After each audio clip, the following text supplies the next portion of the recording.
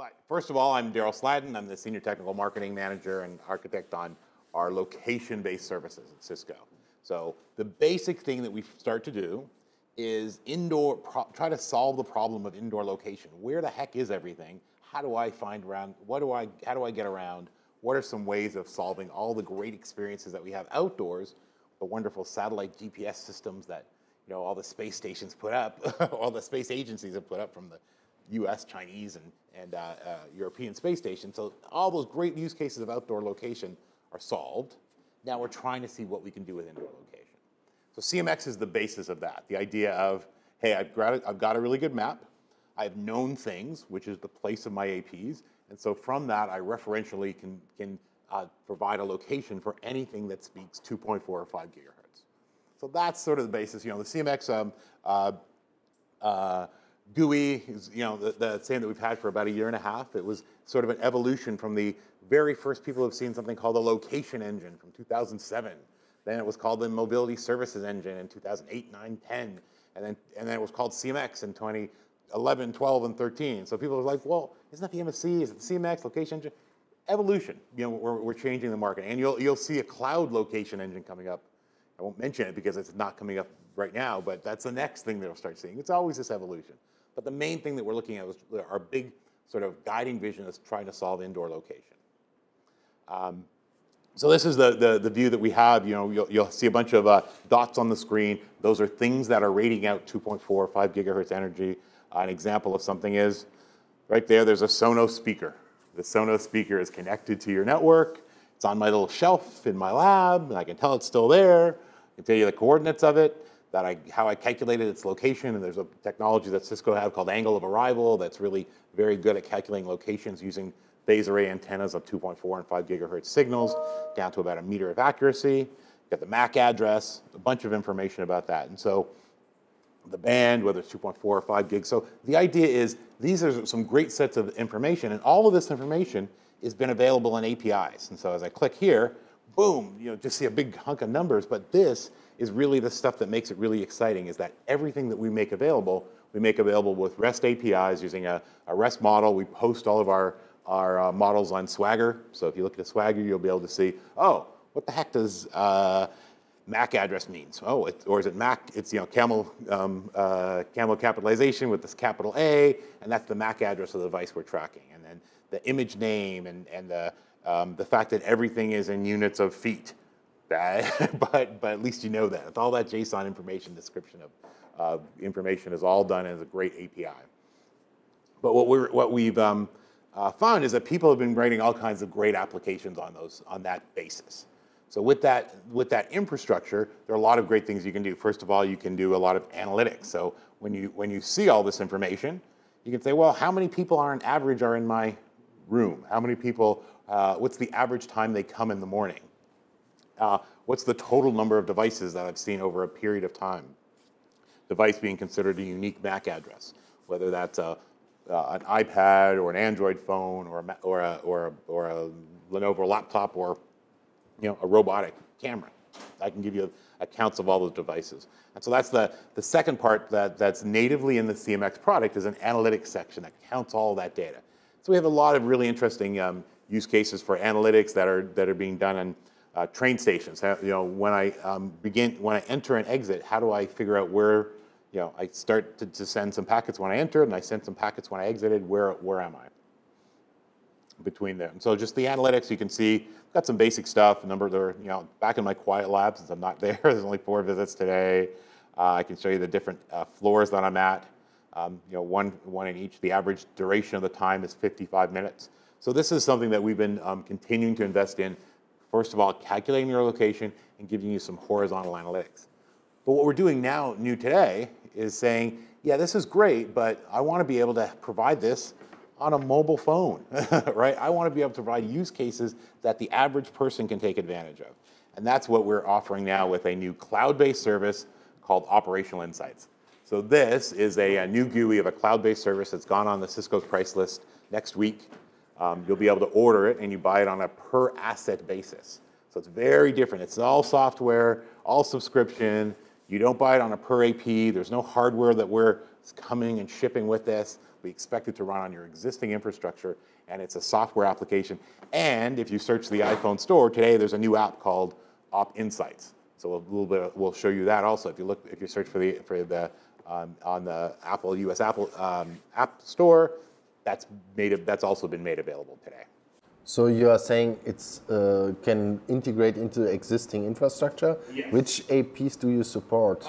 We support APs all the way down to wireless LAN controller 8.0. You need to have a on-site CMX to calculate the location, and those are the two components. So 8.0 and CMX on-site. And so with that, then it says, okay, I'm going to take those two components and send all the data to the cloud, and I'll gather that context, and I'll be able to come up with some really interesting capabilities. So let's go back to the slides and take a look at that. So top business concerns are, like we talked about, misplaced information, misplaced devices, downtime, products and services, safety and compliance. I need to put a report every day that says I checked the temperature of this refrigerator. I need to do a report every day that says I checked where all my defibrillators are. And so a lot of that stuff we can now Cisco's going to help you take on those particular tasks by providing this piece of software that you can run as a service on a per asset basis. And it's really all about making you more efficient. That's the whole thing. Smart connected operations. Try to make your operations more efficient. This is not your typical sale to the IT guy trying to make wireless great. This is the IT guy becoming a hero to the operations guys going, geez, I have to go manually check the refrigerator. I have to, can you tell me when somebody's taken this iPad home by mistake? When was the last time he was seen? All those sort of side questions that you get asked after the great network, now you actually will have a tool that you can utilize to be able to do that. And so that's providing better insight into your operations and improve efficiency and really build excellence. So you'll now be able to answer all of those questions really well. It comes down to sort of three pillars that we talk about. It is digitizing all these analog things like what's the temperature in this room? I pressed a button. That was an analog action. I moved my laptop into a new area. Something dropped off the network. A lot of these things which are hard and nebulous and analog, we can now digitize them because the network has got those APs that are constantly listening for information. And the concept of synthesize is there's a lot of static information that I know, like when my warranties expire on different devices. It wouldn't be interesting. I can sort of take that information and use that to make conditions. Hey, things that have an expired warranty and have they all moved out? So what's the overall architecture? We were talking about that. The idea of you take your existing networks on things like RFID tags, or as we're going to start to expand into BLE tags, and we've got your existing devices. It's iPads and Android devices that are on your network. You take some of the existing things like virtual choke points, if you actually have any virtual physical choke points. All that sort of infrastructure that you've got, you can bring to Operational Insights. It receives input from your third party, receives input from like you decide, hey, this is the name of the device and this is the name of the asset and these are some information about it. And at the end, we offer this cloud-based service that can do things like send webhooks when a device leaves an area. We could send a webhook based on temperature or lots of alarming.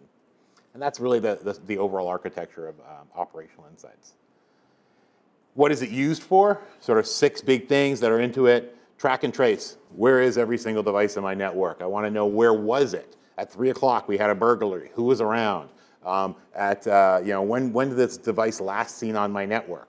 Because somebody lost it. And then I can create a bunch of alerts on this. Instead of somebody comes back to me and says, oh, they lost the laptop, where was it? You can actually send an alert. Hey, this is supposed to be here. It's supposed to be beaconing out, it should be probed on my network every day and it's gone. So I can send an alert that says, hey, if I haven't heard from a device, send an alert. So it's more proactive. I can say, hey, devices are all gathered in one particular room. I can do an alert on that. And then reporting. So inside of it, we've got a full Tableau reporting engine that allows you to grab all this information, create your own custom reports, do things like schedule it. So I could say, send me a report. We have it for the NOC fridge to make sure that the beer is cold. Give me a report every day that we haven't, that the beer is at least 3 degrees centigrade. So just one question, besides the, let's say, operational performance standpoint, do you have also embedded security-related things like, I don't know, client is showing up today in New York and 5 seconds later in Barcelona, and looks suspicious. Again, we've built a rules engine and a platform that you can do that. And so a lot of people are trying to think of these. Hey, when I see something illogical, let me build a rule upon that, because you can have location of a MAC address has exited Barcelona and entered New York. That's odd. Let me actually send an alert. It could be just that I was working over here and working over there. So you can actually then set priorities on a lot of these alerts. We'll show you how you can create the rules. It's a platform. So I like what you guys are doing, and having better visibility is always great. Yeah. But could you please explain how this is driven by intent? Yeah, so how we say this driven by intent is you can create your intent by creating rules. And so the idea is that we're saying, when I move this pump from its storage room into use case, then it needs to be cleaned. You have rules that allow me to configure what is an event. What is an event? Like Splunk had forever, or all those other event collecting tools, and now you call this intent. Your intent is created in the network by creating rules that said, when I do something, this is what I intended it to happen. Yeah, and we integrate with if this then that, right? When something happens, we can send a webhook to if this then that, and I use that for my demos all the time to be able to turn my little light on and stuff like that. But the idea is now my enterprise can be continually listening for all the movement around of my assets.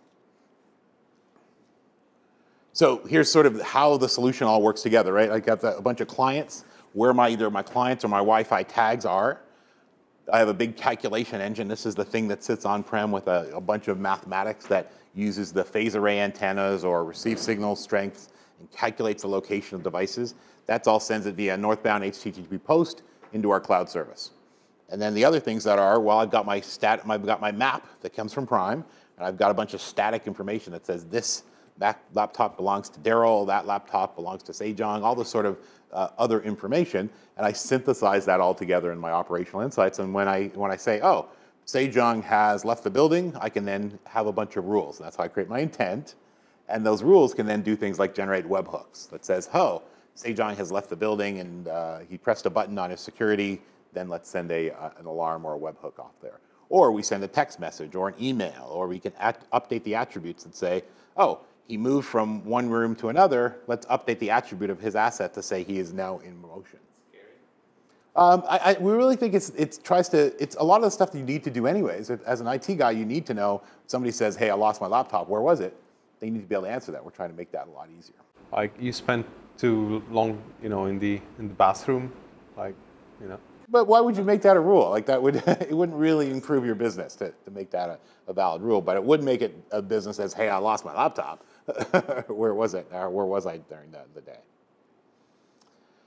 From a packet flow point of view, we want to make sure that we use our northbound notifications, and we have a bunch of notifications that are sent on the on-premise box. And then sort of the raw data that's really shown there is the main things that we build a lot of our databases on is the time and date of an individual action occurring. That should be okay. You upload a lot of static information, like this is the MAC address of my asset, this is my name. I then include that and I synthesize that together with all my digital information I gather from the access points. How is it used? Well, some of the main use cases are around things like equipment inventory tracking, right? The idea in healthcare that I have some very important IV pumps are really important equipment, a microscope. It moves around the hospital. Where is it right now? I need to find it. Safety and compliance. I need to check that the temperature of this refrigerator is checked every minute, and I want to have something that actually generates and automatically generates reports. And workflow optimization. If I need to go find a wheelchair, what's the closest one? If I need to go find a colleague, maybe I want to be able to find them. Right now, as part of our network operations center, we have all the different colleagues we're looking to see where they are when they put a little tag on themselves, and they say, hey, I want to go find Christian. I can do that a lot easier. He is not in the bathroom because he doesn't bring his tag in the bathroom with him. We don't track people, we track devices. And so that's one of the things around privacy is we really are focusing on these devices. And then things like inventory tracking. Imagine if all of your assets ended up in the same place, right? They've gone through and they were all, we ended up having one closet where everyone was throwing the iPads and be able to say, well, they should be distributed across my entire environment. We can sort of begin to track and do this inventory of where everything is. The device telemetry is really interesting. Things like when you do an 802.11 probe with these packets, we have the little last 20 octets where we can send additional information. So the additional information are things like temperature, humidity, button presses. We were integrating with things like Amazon's IoT button. So when they press that button, we can actually use that. So imagine we can start to take advantage of a lot of additional telemetry. One of the things that we're trying to focus on with the standards is trying to say with BLE devices, right? They have this what's called a major minor, but there's a bunch of extra bytes that are available. Can we standardize some of the information that might be sent in these extra bytes to make it easier to send information such as temperature or vibrations on machines? And then machine utilization. As I may be moving a machine around in a Boeing factory, I have this giant tool. If I'm actually next to the plane, I know it's being used. If I bring it back to the storage room, I know it's not. So I could start to create reports that say what was the time, how much time was I actually using this particular tool. In retail, there's a lot of stuff about cart and basket tracking, right? So the whole Amazon's got this new cool store. You just walk in, you'll be able to grab everything. But in some big box retailers, they want to be able to know, if I'm restocking the shelves, where is my restocking cart? How is it following the most optimal path? The refrigerator temperature monitor is sort of a very easy use case for most customers. A lot of them have been doing it right now already with on-prem equipment, or they've got something that they bought maybe 10 years ago from Aeroscout or Ekahau, and they just continue to use the same thing. Nothing's been changed. So we're trying to really revolutionize some of those types of monitoring systems. And really the goal is to improve store operations, especially in retail. So some of the people in retail, like a big box retailer, they just have those pricing guns that they go around and check everything. Guy worked one day, checked stuff, and left it on a shelf somewhere, and nobody knows where that thing was. Whereas if it's connected to the network, we know its last known location. Even if the batteries have worn down, it was, at least where do I start looking for that? Those are the types of things that make operations a lot easier. Let's jump in and take a look. Well, the last thing we'll do before we take a look is how are we pricing this? So again, it's a very different model for Cisco. So we're moving into a new space. It's not a piece of hardware. We're not selling you, I don't have a silicon chip to show you. I just have software, and there's two pieces of software. Something that you'll go to the App Store and download, and a website that you'll go to, right? So how do we actually sell you this? Well, we sell it to you based on the number of assets we're tracking.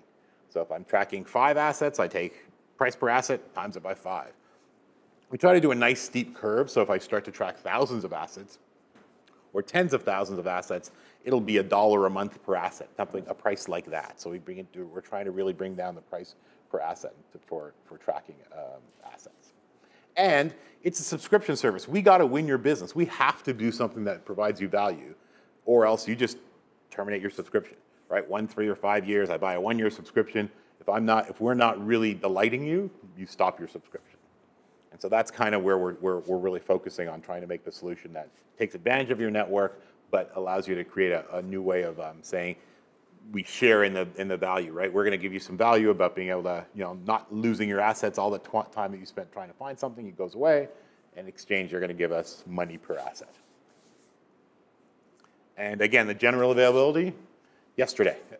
So this is hot off the presses from today. This is and also the App Store only posted about an hour ago. So I tried to bring you the most recent information out here. All right, so let's take a look at this system. You log onto a website. It's a full multi-tenancy system. I can look anywhere in the world as to where all my stuff is. Right now, we're zooming into here in what's available right here in Barcelona. All of my sites, when I upload a map, I then give it some geo-coordinates so I can place this map on Google Maps and be able to look at where everything is.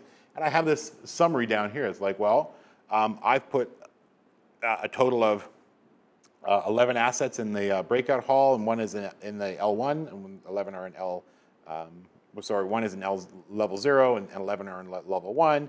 My assets have a couple of different departments: a lost and found, the NOC assets, and I have assets that I tagged as bad guys, and assets that I tagged as tags, and I have things that are lost and demonstrations. So all these both categories and departments. So every single time I create an asset, I give it either a category or department just to make it easier to find.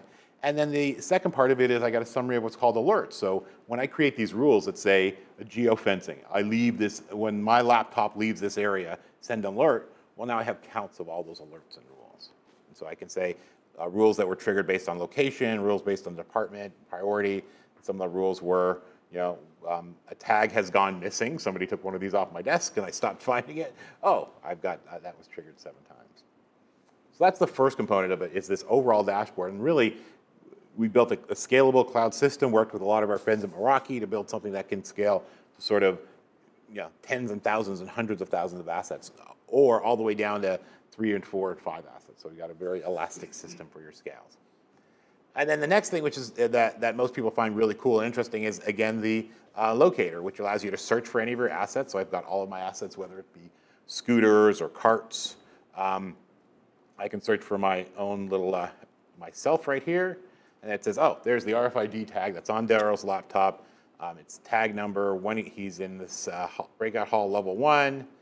I gave myself a little Apple icon there. I could have given myself any icon. It tells me the battery level of this particular tag to say how long it's going to work.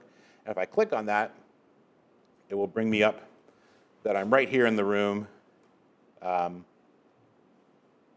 Picture that was associated when I uploaded it.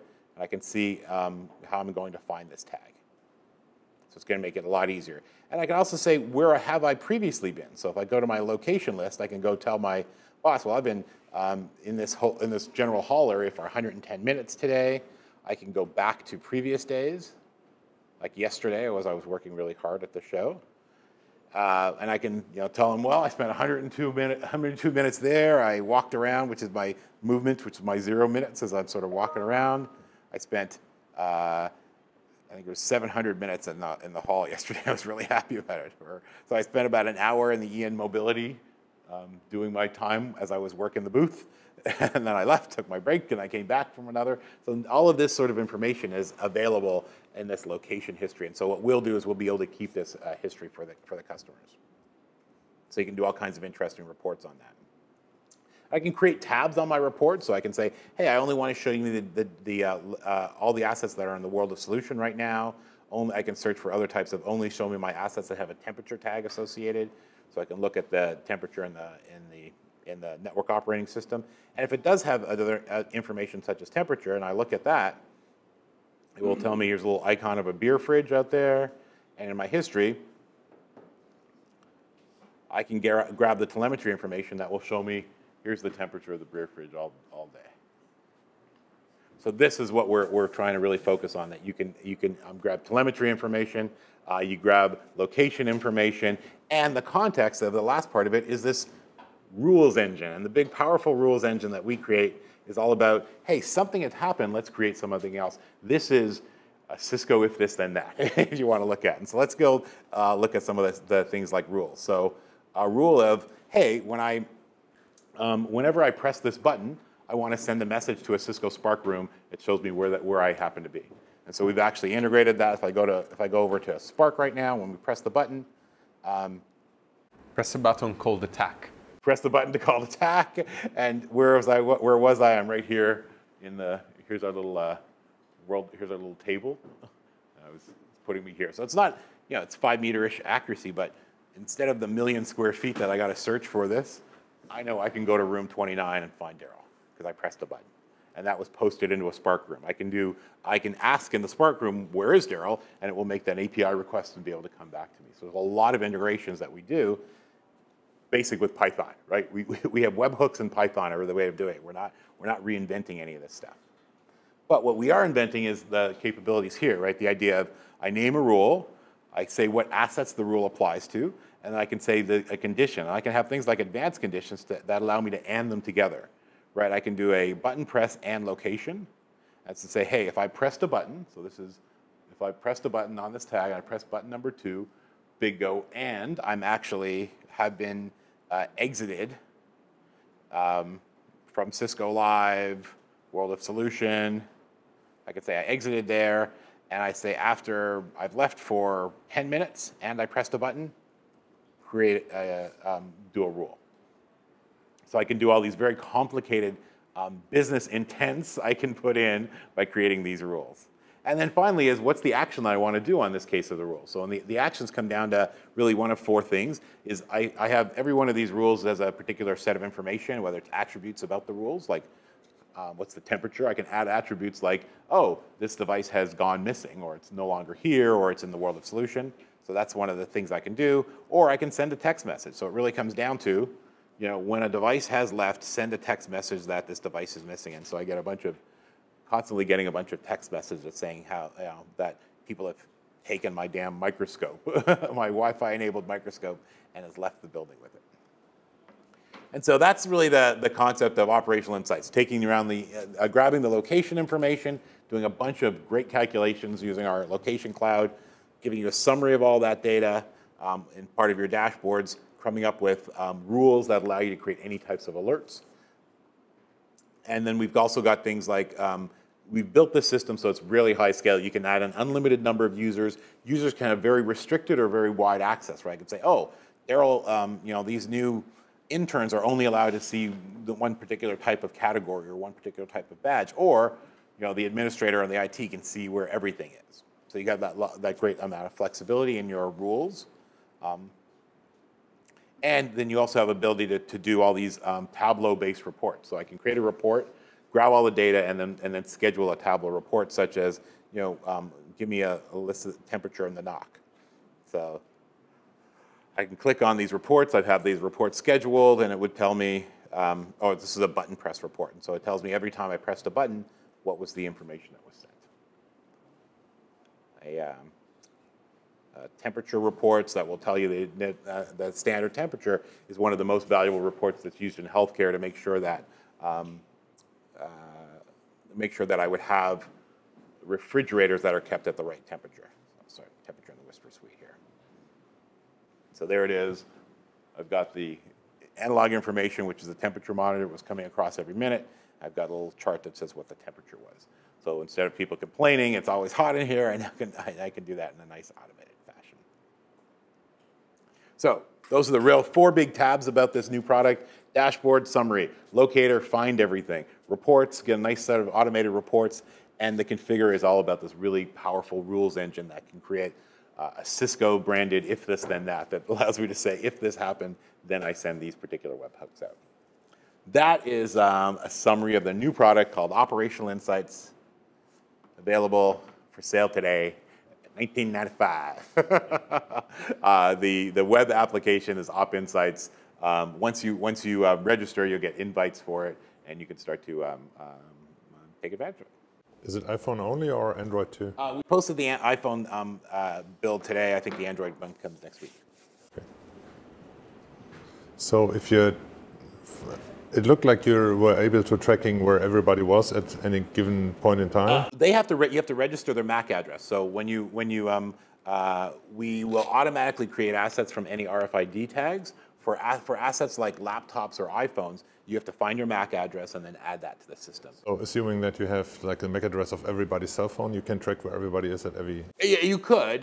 That's not how we normally use it, but you'd have to get everyone's individual MAC address and enter that in the system, and then go ahead and enter it. Could you push that from the app on the phone to the system? No. For that kind of stuff, we would want that manually. You'd actually, for security and privacy reasons, we'd ask them to manually enter the MAC address.